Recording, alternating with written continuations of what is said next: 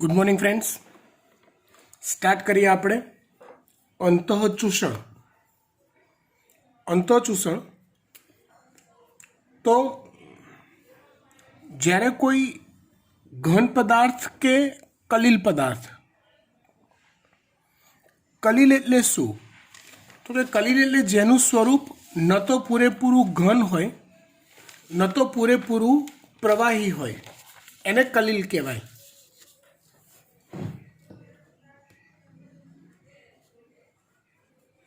કલીલ દ્રવ્ય જે ઘન અને પ્રવાહી ની વચ્ચેનું સ્વરૂપ ધરાવતું હોય.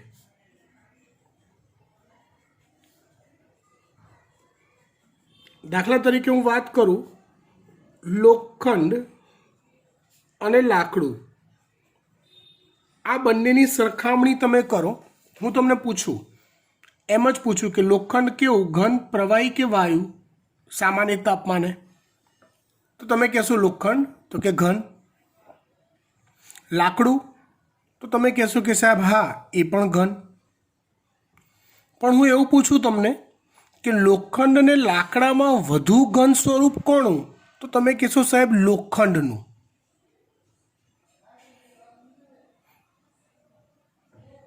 કેમ કે એની ઘનતા વધુ છે લાકડા કરતાં. લોખંડમાં ઘન સ્વરૂપ ખરું, પણ અણુઓ એકદમ પાસે ગોઠવાયેલા છે લાકડાની સાપેક્ષે. ઇન શોર્ટ, લાકડામાં આવેલા અણુઓ વચ્ચે જગ્યા રહેલી હોય છે. તો લાકડું એ ઘન સ્વરૂપ કહેવાય, પણ કલીલ સ્વરૂપ કહેવાય. એવી રીતે આપણે બીજ લઈ લઈએ. ઇન શોર્ટ, એવા દરેકે દરેક ઘન સ્વરૂપ કે જે આસપાસ જો એને પાણી અવેલેબલ હોય અથવા અધોસાંદ્ર દ્રાવણ અવેલેબલ હોય તો એમાંથી પાણીનું શોષણ કરી શકતા હોય, એ બધા જ સ્વરૂપોની અહીંયા ચર્ચા કરી છે. રાઈટ? હવે આ લાકડું છે તો તમે ક્યારેક કેવો અનુભવ કર્યો હશે, ખાસ કરીને ચોમાસામાં લાકડું ફૂલી જાય છે. તમારા લાકડાના બારણા હોય તો કોઈક બારણા હોય, ખાસ કરીને આપણા ટોયલેટના ને વગેરે, કે જ્યાં ભેજનું પ્રમાણ વધારે રહેતું હોય, ત્યાં લાકડું પાણીનું શોષણ કરે છે અને શોષણ કરીને એ લાકડું ફૂલી જાય છે. એટલે ઘણીવાર એ આંકડો સરખો બંધ ના થાય ફૂલી જવાના કારણે. તો એ ફૂલી કેમ ગયું? તો લોજિક સીધું સાદું એવું છે કે વાતાવરણનો જે ભેજ છે, ભેજ એટલે પાણીની વરાળ, એનું લાકડાએ શોષણ કર્યું છે. આ ક્રિયાને અંતઃચૂષણ કહેવાય છે. લાકડાનો આ જે ગુણધર્મ છે, વર્ષો પહેલા મનુષ્ય જ્યારે બહુ હેવી ટાઈપના કટર મશીનો નહોતા વિકસ્યા, ઔદ્યોગિક ક્રાંતિ નહોતી થઈ, એ પહેલાં રસ્તા બનાવવા માટે મોટા પહાડી વિસ્તારો તો મોટા ખડકોને તોડવા પડે. તો મનુષ્ય વર્ષો પહેલાં મોટી શિલાઓ તોડવા માટે આ ગુણધર્મનો, લાકડાના આ ગુણધર્મનો ઉપયોગ કરતો હતો. કન્ફ્યુઝન, આવું કેવી રીતે થાય?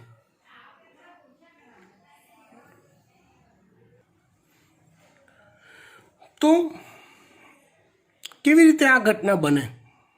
તો કે મોટી શિલાઓમાં સૂર્યપ્રકાશના લીધે ક્યાંક થોડીક ઝીણી તિરાડો પડેલી હોય. તિરાડ તો લાકડાનો ભૂકો કરી, સમજો હો બરાબર, લાકડાનો ભૂકો કરી ઇમેજિનેશન કરો, એ તિરાડોમાં ઠાંસીને ભૂકાને ભરી દેવામાં આવે. અને પછી એ જે ભૂકો છે લાકડાનો એની ઉપર પાણી નાખવામાં આવે.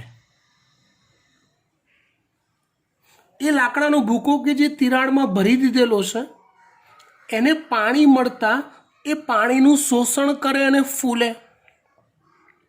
આપણે તિરાડમાં ઠાંસીને ભરેલો છે લાકડાનો ભૂકો, સમજજો. હવે પાણીનું શોષણ કરે એટલે લાકડાનો ભૂકો જે છે ફૂલે. ફૂલે મતલબ એ દબાણ સર્જે. કોના પર સર્જે?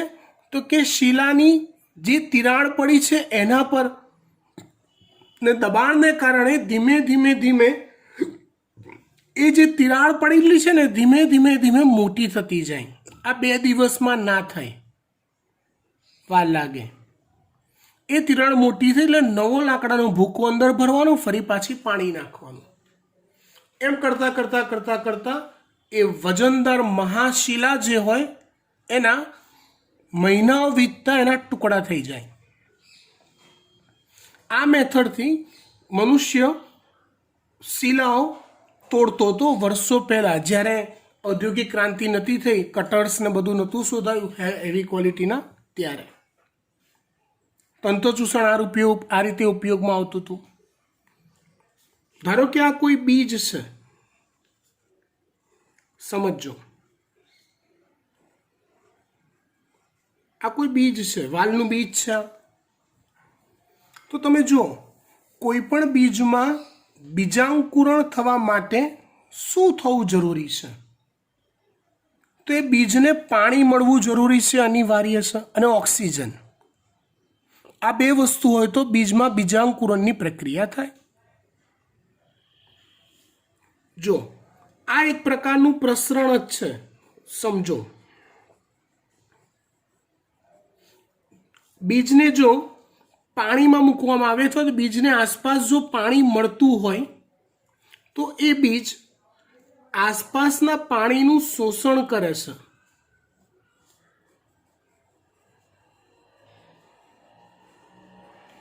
કેમ શોષણ કરે છે પાણીનું? કારણ શું? તો નેચરલ.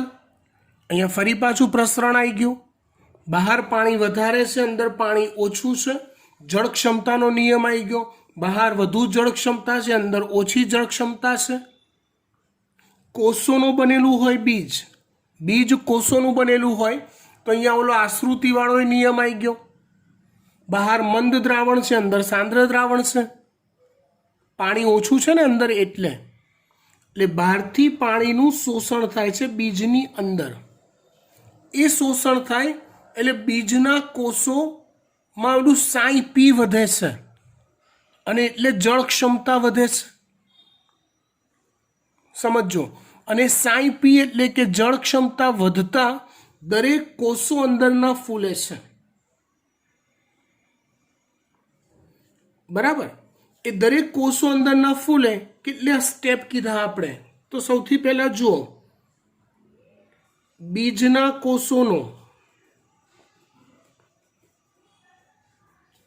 કોષોની જળ ક્ષમતા ઓછી, બહાર રહેલા પાણીની જળ ક્ષમતા વધુ. એટલે પાણીનું શોષણ અથવા પ્રસરણ થાય, જેને અંતઃચૂષણ કહેવાય. એ અંતઃચૂષણ થાય એટલે બીજ ફૂલે છે, પણ બીજની બહાર એક નિર્જીવ આવરણ આવેલું હોય, જેને બીજાવરણ કહેવાય છે. એ એની સાઈઝમાં વધારો કરતું નથી અને એના લીધે કેવું થાય કે અંદરનું બીજ ફૂલ્યા કરે, બહારનું બીજાવરણ એવું ને એવું જ રહે. તો એક સમય કેવો આવશે? બીજાવરણ ફાટશે. અને બીજાવરણ ફાટે તો જ બીજમાં વિકસતું અંદરનું જે મૂળ છે બહાર આવી શકે અને બીજાંકુરણ થાય. એ નિર્જીવ બીજાવરણ જે છે એ ફાટે તો જ મૂળ વૃદ્ધિ પામીને બહાર આવે અને તો જ બીજાંકુરણ શક્ય બને.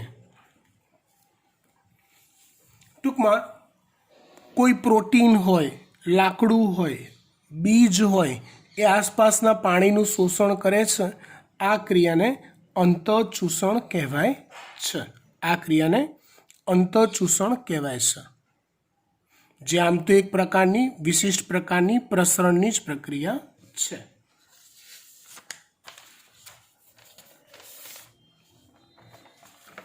સારું, આ બધા મુદ્દા તો તમને આવડશે, મેં સમજાવી દીધા છે. છેલ્લો એક મુદ્દો છે, ખાલી જુઓ, વાક્ય રચના વિચિત્ર છે, બાકી ઇઝી છે. અવશોષણ કરનાર પદાર્થ અને અવશોષણ પામતા પ્રવાહી વચ્ચે નિકટતા કે સંબંધ હોવો તે પ્રાથમિક જરૂરિયાત છે. મતલબ કે બંને એકબીજાના સંપર્કમાં હોવા જોઈએ. પાણીનું શોષણ થતું હોય અને બીજ શોષણ કરતું હોય તો પાણી એ દૂર અમેરિકામાં હોય, બીજ અહીંયા ઇન્ડિયામાં હોય, તો એ બીજે પાણીનું શોષણ ના થાય. અંતઃચૂષણ થવા માટે બંને નિકટના સંપર્કમાં હોવા જરૂરી છે. It's simple. ખબર પડી ગઈ વાત? ડન. અંતઃચૂષણની ચર્ચા અહીંયા આપણે પૂરી કરીએ છીએ. ત્યાર પછી લાંબા અંતર સુધી પાણીનું વહન. બરાબર. હવે આ જે થિયરી છે ટેક્સ્ટબુકમાંથી લખવાની છે. હું સમજાવી દઉં છું, કેમ કે બહુ લાંબી સ્ટોરી કરી છે. રાઈટ? એટલે હું તમને આખી સમજાવી દઉં છું ખરો, પણ મેં લખવાની તસ્દી લીધી નથી. તમારે ટેક્સ્ટબુકમાંથી લખવાની છે. કઈ થિયરી? લાંબા અંતર સુધી પાણીનું વહન. બહુ સિમ્પલ ભાષામાં તમને સમજાવી દઉં, 10 જ મિનિટમાં, ચિંતા ના કરો.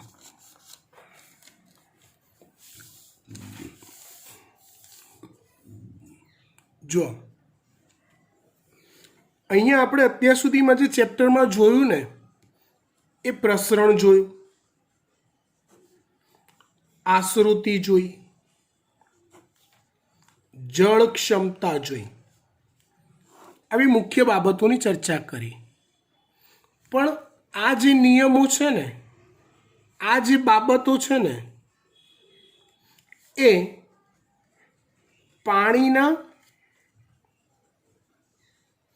ટૂંકા અંતરના વહન માટે જવાબદાર ગણી શકાય.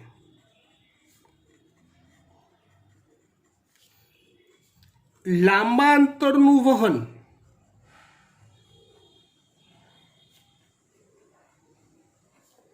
ફક્ત આ જ બાબતો પર આધારિત ન હોઈ શકે.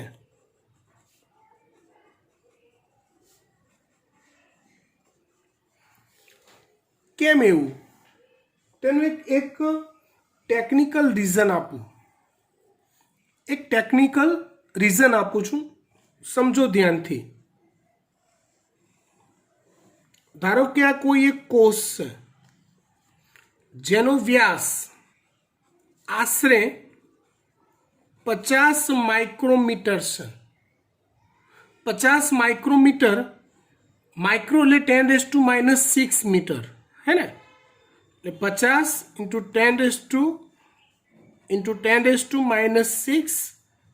મીટર એનું કદ છે. ધારો કે પ્રસરણ દ્વારા કોઈ પદાર્થ કોષના એક છેડેથી બીજા છેડા સુધી પહોંચે છે. પ્રસરણ દ્વારા ધારો કે કોઈ પદાર્થ કોષના એક છેડેથી બીજા છેડે સુધી પહોંચે છે. તે પહોંચવા માટે એક છેડેથી પદાર્થને બીજા છેડા સુધી પહોંચવા માટે આશરે 2.5 5 સેકન્ડ જેટલો સમય લાગે છે. આ એપ્રોક્સ છે. અહીંયા ઓલા બધા નિયમોની ઇફેક્ટ થાય કે ભાઈ પદાર્થ જે પ્રસરણ પામે છે એની ઘનતા ઓછી તો એ ઝડપથી પ્રસરણ પામે, ઘનતા વધુ તો ધીમું પ્રસરણ પામે, પણ ઓન એવરેજ આટલો ટાઈમ લાગે. તો સમજો યાર, તમે તો મારા કરતાં ફિઝિક્સમાં હોશિયાર છો. સમજો કે તો 1 મીટર જેટલું અંતર કોઈ પદાર્થનું વહન થવું હોય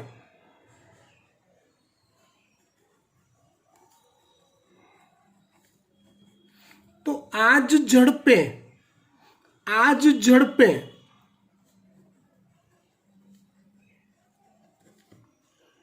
પહોંચવાની વાત આવે ને તો વર્ષો લાગી જાય,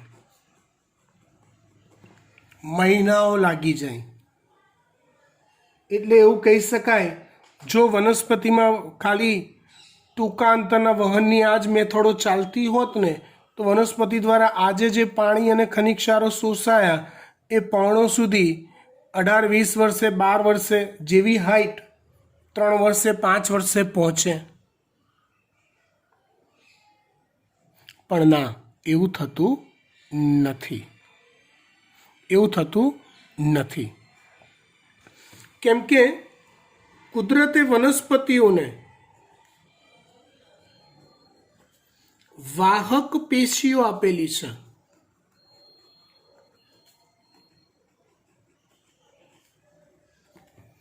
કઈ વાહક પેશીઓ? તો કે જલવાહક પેશી અને અન્નવાહક પેશી. આ વાહક પેશીઓ એ પોલાણયુક્ત માર્ગ ધરાવે છે. મતલબ કે સમજી લો ને, સીધી વહન માટેની પાઇપ આપેલી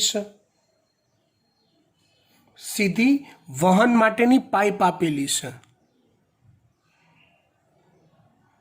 તમે ધારો કે એક છેડે, નળના એક છેડે એક પાઇપ ટોટી ભરાવો અને બીજા છેડેથી પાણી બહાર આવે, તે બહાર આવે એ ટાઈમે અંદરથી પાણીની જે વહન હોય એ અવરોધ વગરનું થાય છે. અંદર મિકેનિઝમ સેટ થયેલા હોય, ક્યાંકથી કોઈક દબાણ સર્જાતું હોય અથવા ક્યાંકથી કોઈક પાણીને ખેંચતું હોય, પ્રવાહીને ખેંચતું હોય, મોટર ફિટ કરેલી હોય.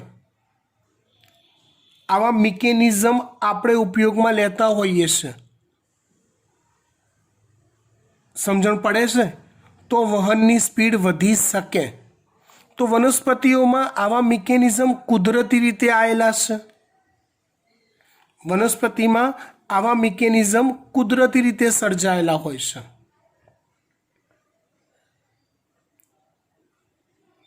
કે જેના લીધે જલવાહક, અને આમાં જુઓ, મૂળ દ્વારા પાણી શોષાયું તો મૂળની જલવાહક પેશી સુધી એને પહોંચવામાં વાર લાગે આ ગતિએ. પણ મૂળની જલવાહક પેશીથી પ્રકારની જલવાહક પેશીથી પર્ણની જલવાહક પેશી સુધી ધડાધડ સ્પીડમાં પાણીનું ફર્સ્ટ ક્લાસ, અવરોધ વગરનું ટનાટન વહન થતું હોય છે. આવું જે વહન છે, વાહક પેશીઓમાં થતું આવું જે વહન, એ વહનને દૂરગામી વહન કહેવાય છે, અથવા તો લાંબા અંતરનું વહન કહેવાય છે. આવા વહનને દૂરગામી વહન અથવા તો લાંબા અંતરનું વહન કહેવાય છે.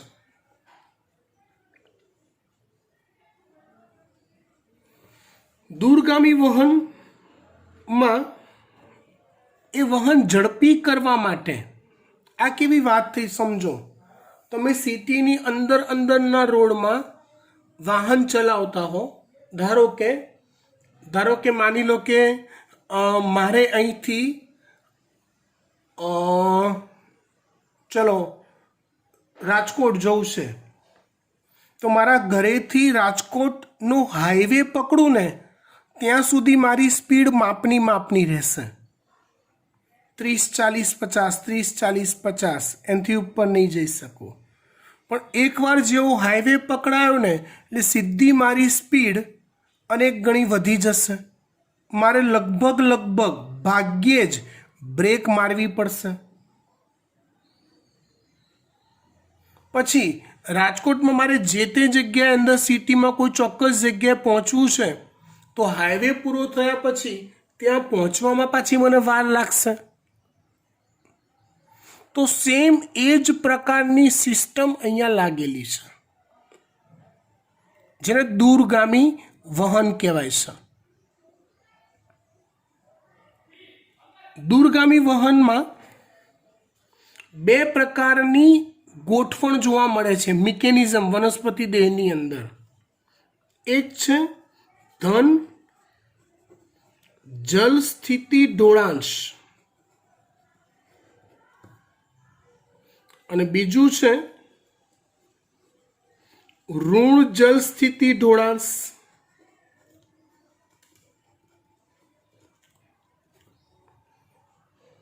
અહીંયા ઉદાહરણ આપ્યું છે ગાર્ડન હોસ. એટલે ગાર્ડનમાં દૂર સુધી પાણી છાંટવા માટેનો આવેલો પંપ એને ગાર્ડન હોસ કહેવાય. ઋણ જલ સ્થિતિ ઢોળાંશ, જેના માટે ઉદાહરણ આપ્યું છે નળી દ્વારા શોષણ.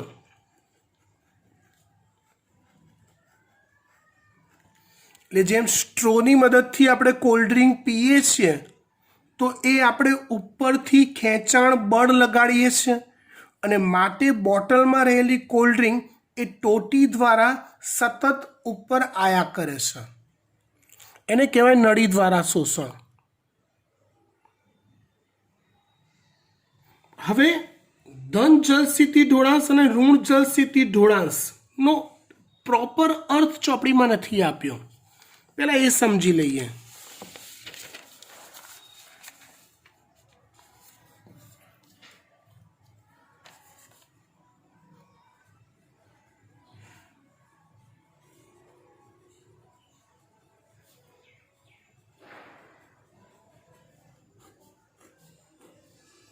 ધન જલ સ્થિતિ ઢોળાંશ એટલે વહન એકમમાં, એટલે જ્યાંથી પાણીનું વહન થતું હોય એવા એકમમાં, એવા વિસ્તારમાં ક્રમશઃ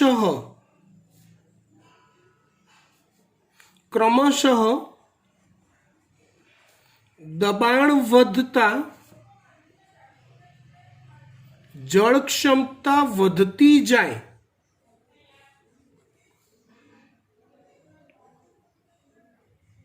એક ફોર્સ ક્રિએટ થાય. એક ધક્કો મારીએ ને એવું ફોર્સ ક્રિએટ થાય.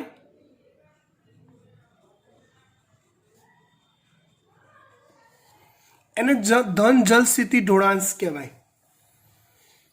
ચલો ગાર્ડન હોસનું ઉદાહરણ આપીએ. જે ભૂતકાળ મેં ઓલું ટોટી દ્વારા આપણે પાણી છાંટ્યું હતું, આખું ઘર સાફ કર્યું હતું, એ જ ઉદાહરણ સાથે બરાબર મેચ થાય છે. ગાર્ડન હોસમાં બીજા છેડે જે જગ્યાએ નળ ભરાયેલો હોય, સમજો નળમાં એક જગ્યાએ જે ટોટી ભરાઈ હોય એ હોલ મોટો હોય અને જ્યાંથી પાણી ટોટીની બહાર નીકળતું હોય એ હોલ સાવ સાંકડો હોય. એટલે ઇનપુટ કરતાં આઉટપુટ ખૂબ નાનું હોય. એના લીધે શું થાય કે એ ટોટીમાં જે પાણી જેમ પસાર થતું જાય ને તેમ ક્રમશઃ વધુ દબાણ એ પાણી અનુભવતું જાય. અને જેમ વધુ દબાણ થાય એટલે કે સાઈપી વધ્યું, અને જેમ સાઈપી વધ્યું એમ જળ ક્ષમતા વધી, અને જેવું પાણી બીજા છેડેથી બહાર નીકળે ત્યારે ફોર્સથી દૂર સુધી જાય. આવું મિકેનિઝમ વનસ્પતિ દેહમાં છે તેને કહેવાય છે ધન જલ સ્થિતિ ઢોળાંશ. હું સમજાવું છું કેવી રીતે, પણ હાલ ખાલી યાદ રાખો. વનસ્પતિમાં તેનું એક્ઝામ્પલ તો મૂળ રોમથી એટલે કે મૂળની સપાટીથી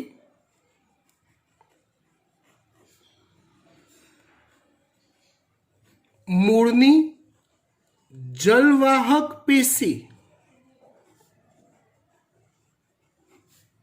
સુધી પાણીનું જે વહન થાય એમાં આ પ્રકારનું મિકેનિઝમ ગોઠવાય છે. કેવી રીતે ભાઈ સમજાવું છું, ધીરજ રાખો. 2 મિનિટ, 5 મિનિટ, 7 મિનિટમાં સમજાવું. રિલેક્સ. એવી રીતે ઋણ જળ સ્થિતિ ઢોળાંશ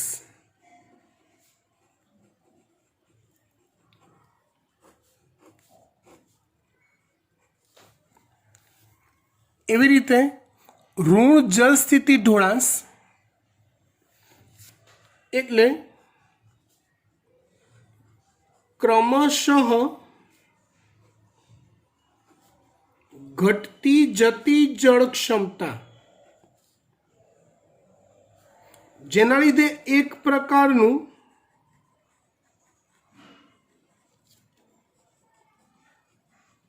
ખેંચાણ બળ તૈયાર થાય.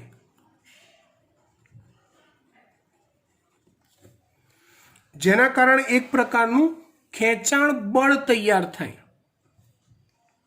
અને એ દૂરગામી વહનમાં એ ખેંચાણ બળને કારણે પાણી દૂર સુધી ખેંચાઈ જાય. એમ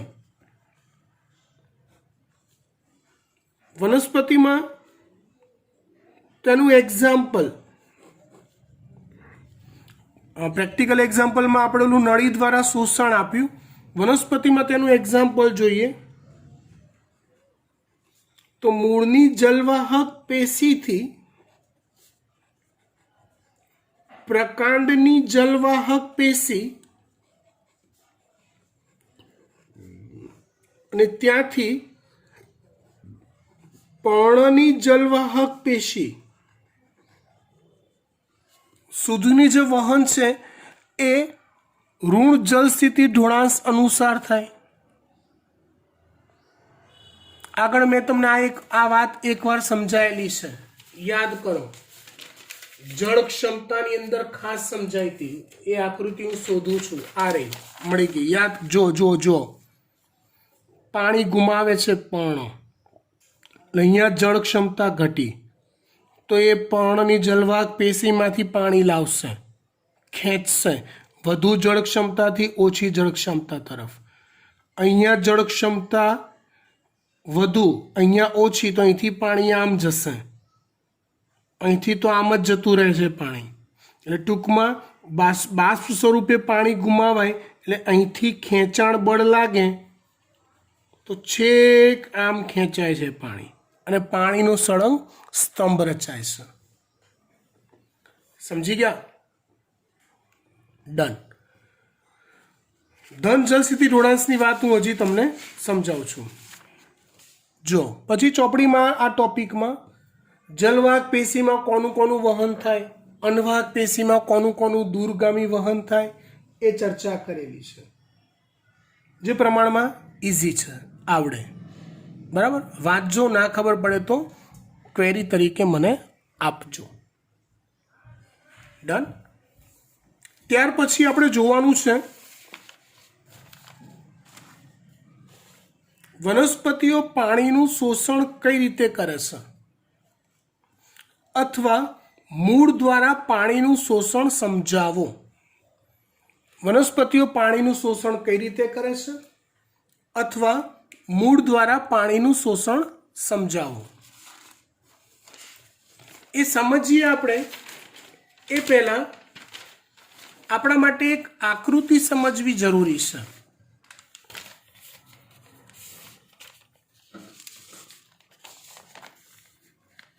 આ આકૃતિ આ જે આકૃતિ છે ને દોસ્તો, એ સૂર્યમુખી મૂળના આડા છેદની છે. સૂર્યમુખી મૂળનો આડો છેદ છે. એક્ઝેક્ટલી જો મૂળ દેખાવમાં આવું નળાકાર હોય, હે ને, નળાકાર મૂળનું આપણે છેદ લઈએ અથવા કટ લઈએ. નળાકાર મૂળનો આપણે છેદ લઈએ અથવા તો કટ લઈએ તો આવો ગોળ આવે.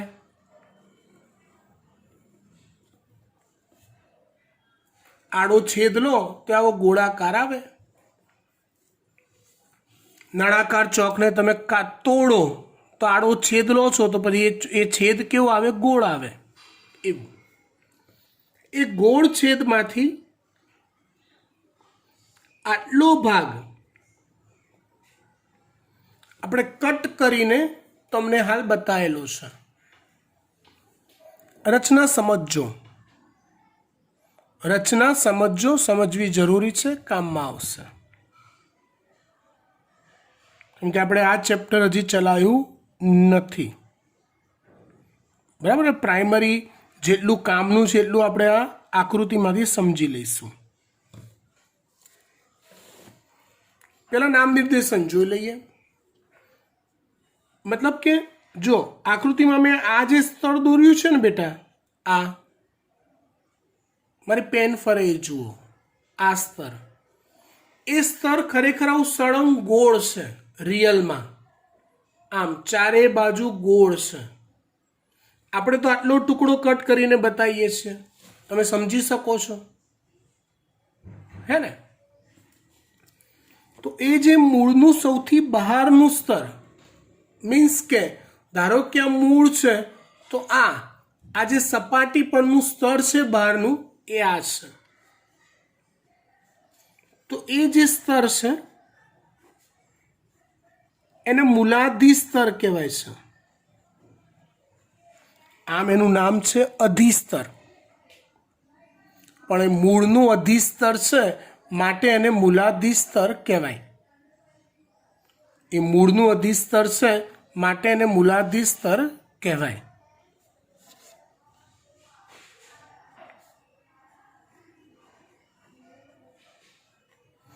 આ છે મૂળ રોમ. મૂલાધિ સ્તર, મૂળ રોમ.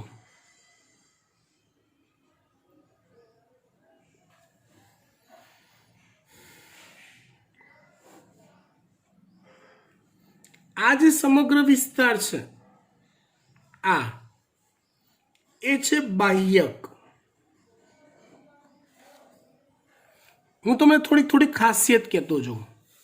મૂલાધિ સ્તર જે છે ને એ મૃદુતકીય ચપટા કોષો હોય.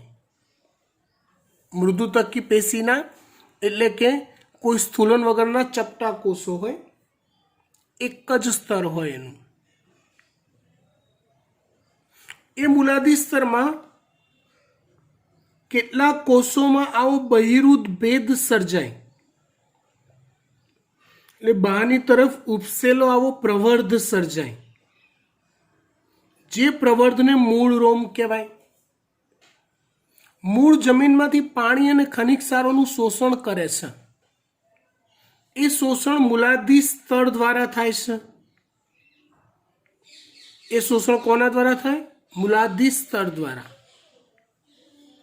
મૂળ રોમના લીધે એ મૂલાધિ સ્તરની શોષણ સપાટીમાં અનેક ગણો વધારો થાય. ધારો કે ચલો મૂળ રોમ નથી તો શોષણ સપાટી આટલી થાય, આમ આમ. અને જો મૂળ રોમ છે તો શોષણ સપાટીમાં આટલો બધો વધારો થયો, અનેક ગણો.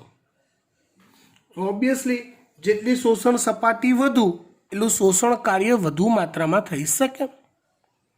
તો મૂળ રોમ શોષણ સપાટીમાં વધારો કરે છે. ત્યાર પછીનો જે વિસ્તાર છે બાહ્યક છે.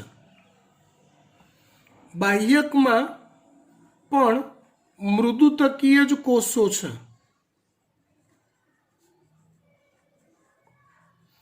અને એ કોષો તમે જુઓ ધ્યાનથી, એકબીજાને ચપોચપ જગ્યા ના રહે એવા અડોઅડ નથી ગોઠવાયેલા,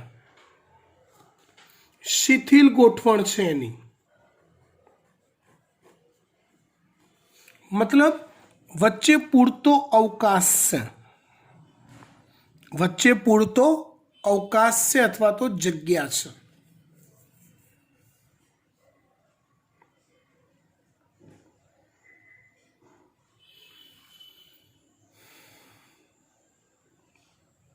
બાહ્યક પછીનો જે વિસ્તાર છે આ રિંગ બનાવી છે, એ રિંગને કહેવાય છે અંતસ્તર.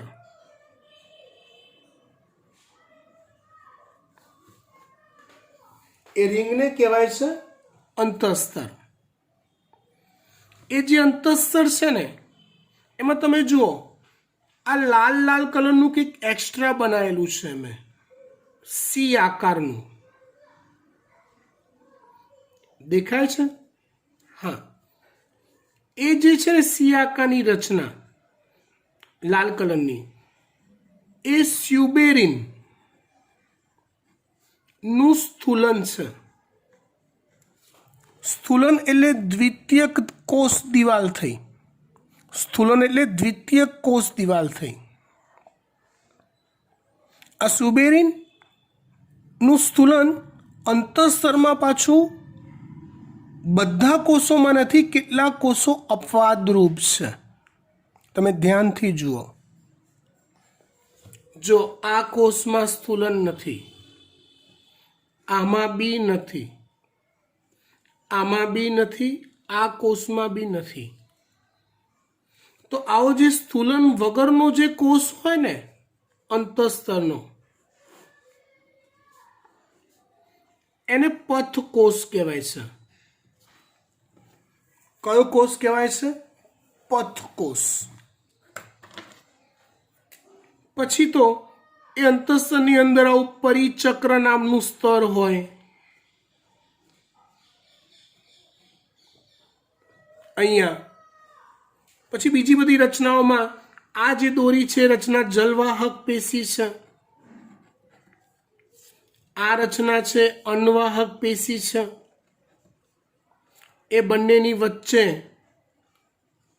બંનેને જોડતી એક મૃદુતક પેશી હોય છે જેને સંયોગી પેશી કહેવાય છે. બંનેની વચ્ચે જોડતી એક વિશિષ્ટ પેશી હોય મૃદુતકીય, જેને સંયોગી પેશી કહેવાય છે.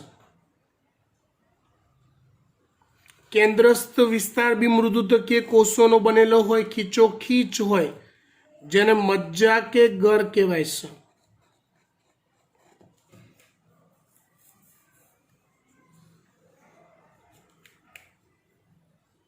ચોપડીમાં, આપણી ચોપડીમાં જે આકૃતિ આપી છે ને એ આ જ છે. આ ચેપ્ટરમાં પણ આવી આડી છે, આડી. મૂળ રોમ, મૂલાધિસ્તર, બાહ્યક, અંતઃસ્તર, જલવાહક, આટલા નામ યાદ રહેવા જોઈએ, ઓળખતા આવડવા જોઈએ. મૂળ રોમ, મૂલાધિસ્તર, બાહ્યક, અંતઃસ્તર, જલવાહક. ભૂમિમાં રહેલું પાણી અને ખનિજ ક્ષાર, પાણી, ખનિજ ક્ષાર એ મૂળ રોમ અને મૂલાધિ સ્તર દ્વારા શોષાય. મૂળ રોમ અને મૂલાધિ સ્તર દ્વારા શોષાય અને મૂળની જલવાહક પેશી સુધી પહોંચે. શોષાઈને મૂળની જલવાહક પેશી સુધી પહોંચે, એને પાણીનું શોષણ કહેવાય. મૂળ દ્વારા પાણીનું શોષણ કહેવાય. ચલો આપણે જોઈએ આ કામ કેવી રીતે થાય છે, હે ને? તો જુઓ, બહાર જે પાણી છે ને એને ભૂમિય જળ કહેવાય છે.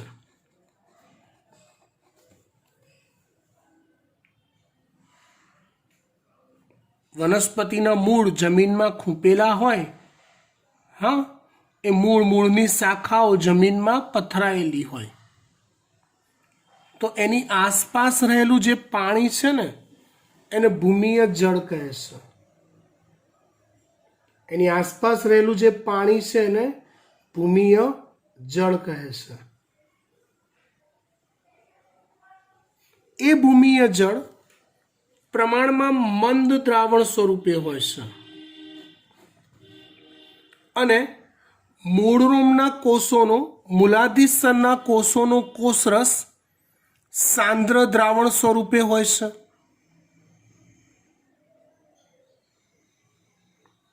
આશ્રુતિ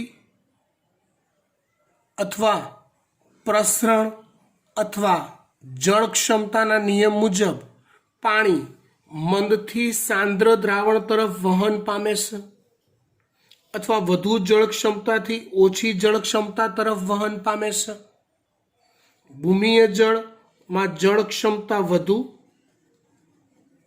મૂળ રોમ અને મૂલાધાર સ્તરના કોષોના કોષરસની જળ ક્ષમતા ઓછી. એટલે પાણી ભૂમિય જળમાંથી મૂળ રોમ અને મૂલાધાર સ્તરના કોષોમાં પ્રવેશે છે. કેટલીક વનસ્પતિઓને મૂળરોમ દ્વારા જે આ શોષણ થાય ને, મૂળરોમના લીધે તમે જુઓ શોષણ સપાટી અનેક ગણી વધી ગઈ, સાલી એ ઓછી પડે છે. તો ઓર શોષણ સપાટી વધારવા એ વનસ્પતિઓ ફૂગ સાથે સહજીવન કરે છે. એ સહજીવનને માઇકોરાઇઝા કહે છે.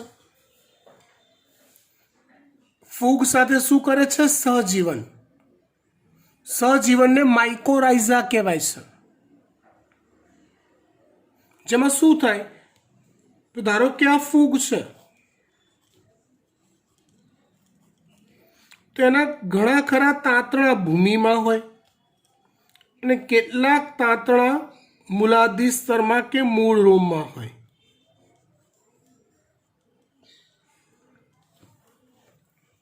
એટલે થાય શું?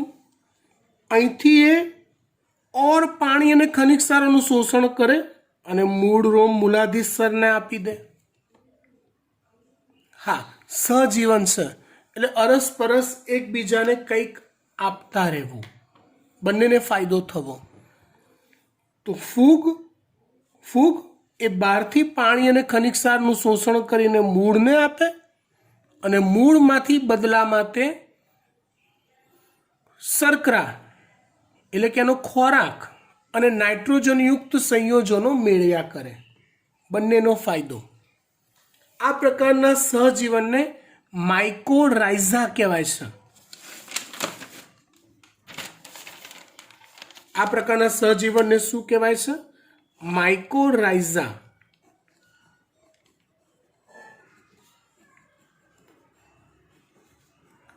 મૂળ અને ફૂગ વચ્ચેનું સહજીવન જેને માઇકોરાઇઝા કહેવાય છે. પાઇનસ જેવી કેટલીક વનસ્પતિ, એમાં તો માઇકોરાઇઝા વગર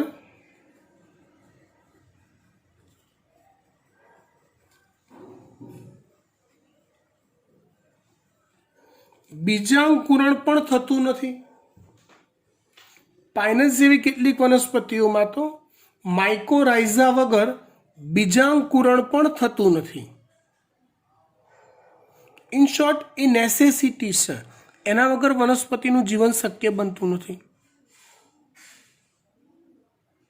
ઇન શોર્ટ, ફૂગ સાથેનું સહજીવન મૂળનું માઇકોરાઇઝા પણ શોષણ સપાટીમાં અનેક ગણો વધારો કરે છે.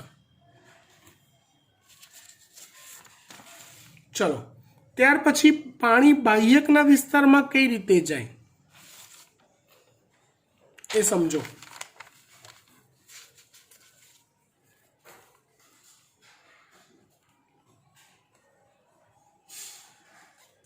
તો બાહ્યકમાં વહન થવા માટે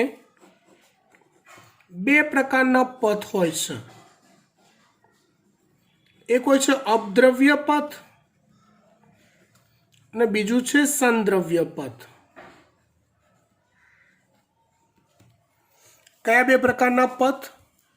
બાહ્યકમાંથી વહન થવા માટે અપદ્રવ્ય પથ અને બીજો પથ છે સંદ્રવ્ય પથ.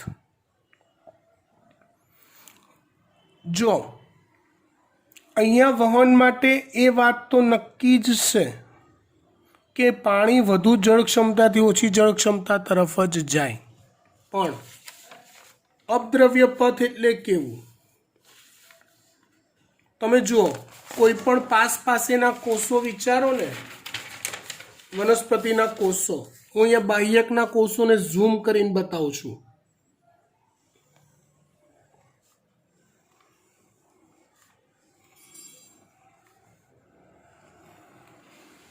ધારો કે બાહ્યકના કોષોની કોષ દિવાલો દોરી, આ કોષરસ પટલ દોર્યું.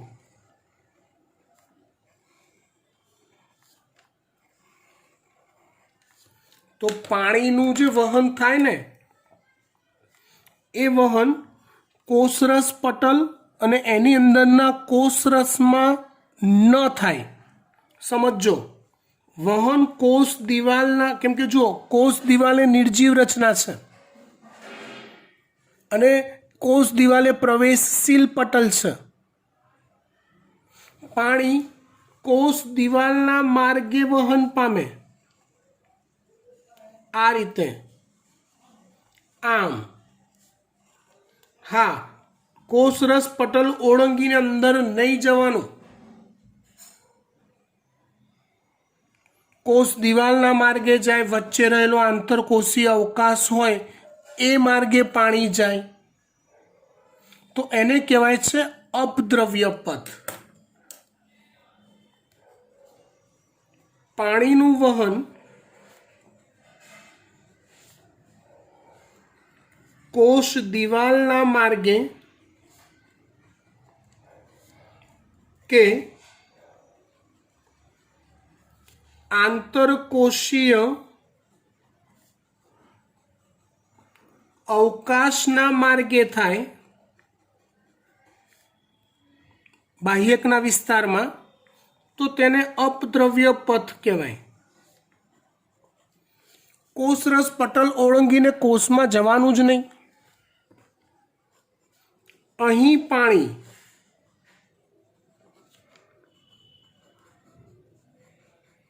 કોષરસ પટલ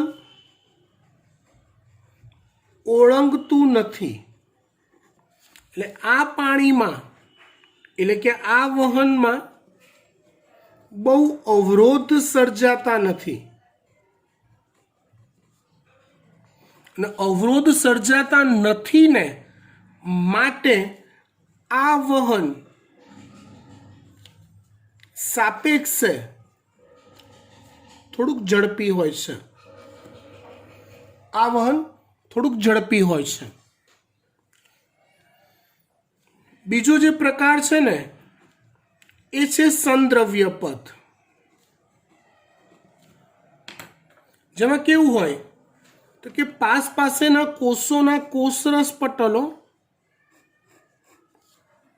એકબીજા સાથે કોષરસ તંતુઓ દ્વારા એકબીજાના સંપર્કમાં હોય છે.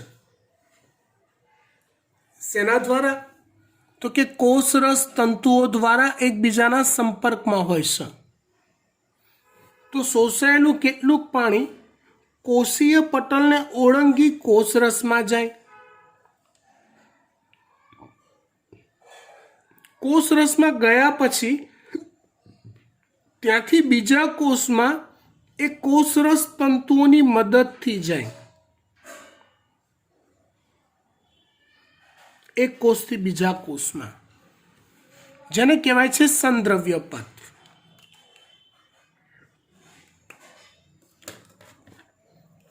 સંદ્રવ્ય પથ તો પાણી કોષરસ પટલને ઓળંગી કોષરસમાં જાય, ત્યાંથી એકથી બીજા કોષમાં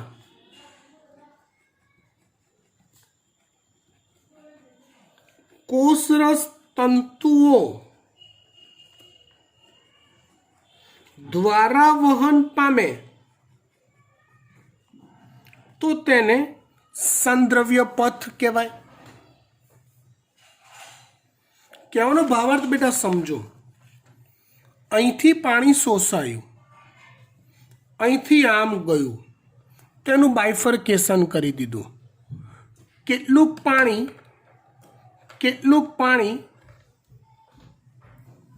કોષમાં ગયું, પટલ ઓળંગી, અને ત્યાંથી એક કોષથી બીજા કોષમાં કોષરસ તંતુઓ દ્વારા વહન પામ્યું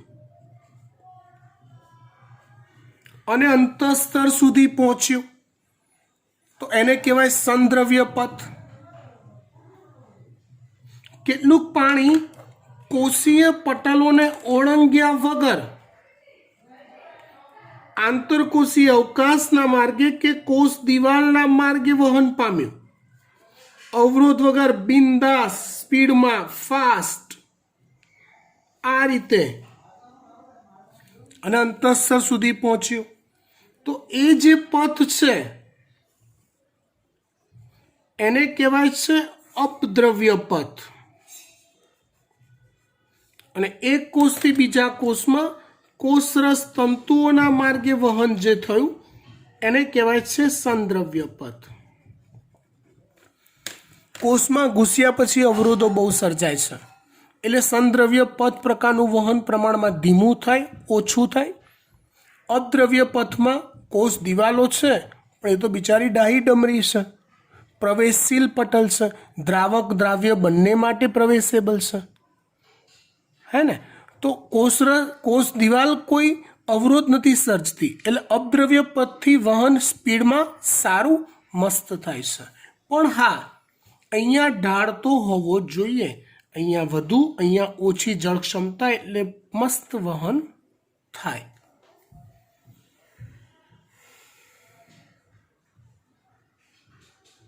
હવે વાત થઈ અંતઃસ્તરની. અહીંયા ઓલું મિકેનિઝમ ગોઠવાયેલું છે, ઓલું ધન જલ સ્થિતિ ઢોળાંશવાળું. યાદ છે? ગાર્ડન હાઉસનું ઉદાહરણ હમણાં જ આપણે આપ્યું દૂરગામી વહનવાળી થિયરીમાં. આકૃતિમાં તમે જુઓ તો જ્યાં જ્યાં જલવાહક પેશી દોરી છે ને મેં, અહીંયા, તો એ જલવાહક પેશીની એક્ઝેક્ટ સામેનો કોષ જુઓ, અંતઃસ્તરનો.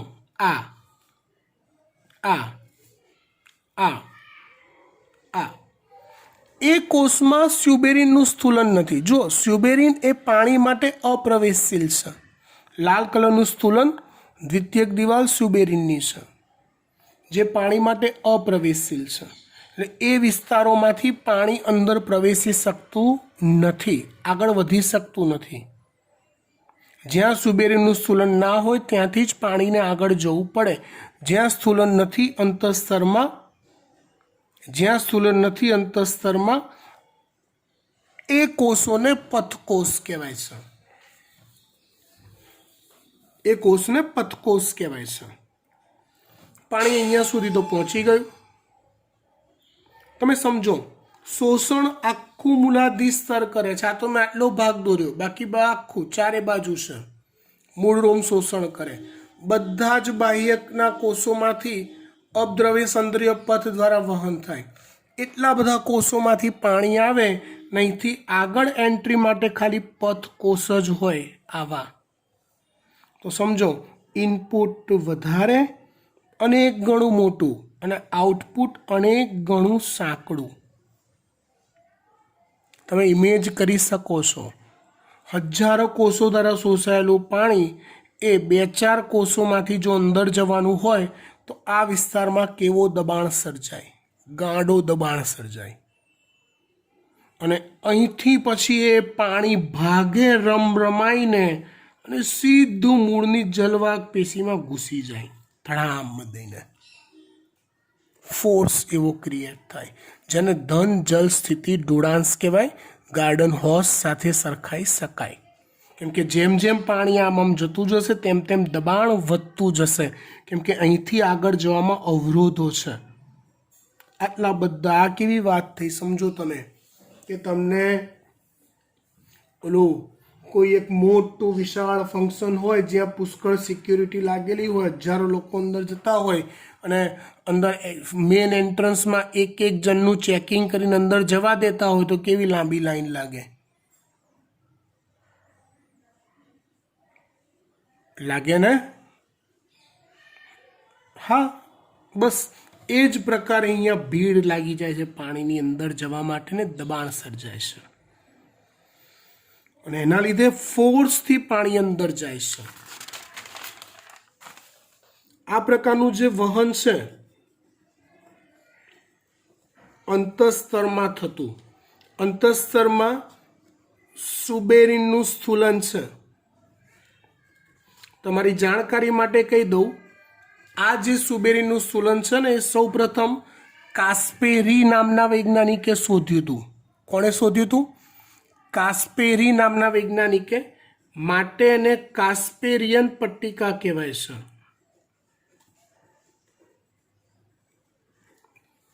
માટેને શું કહેવાય છે?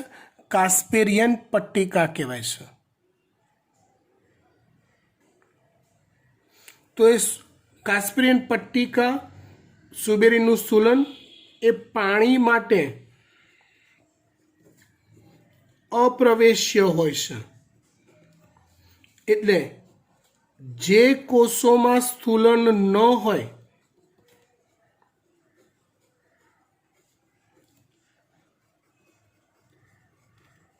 તે જ કોષોમાંથી દબાણપૂર્વક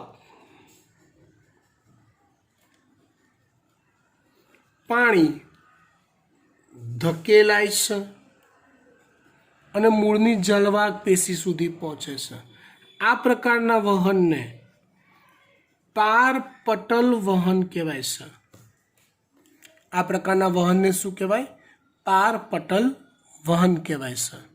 આ રીતે પાણી મૂળની જલવાહક પેશી સુધી પહોંચે છે. આટલે સુધી જોઈએ છે. લગભગ કલાક જેવો ટાઈમ થઈ ગયો છે, એટલે આપણે થિયરી વાંચતા નથી. તમે જાતે વાંચજો અને ડાઉટ્સ રહી જાય છે કંઈક એમાં, કોઈક લાઇનમાં, તો મને ફરી પાછું મોકલી આપજો. Thank you.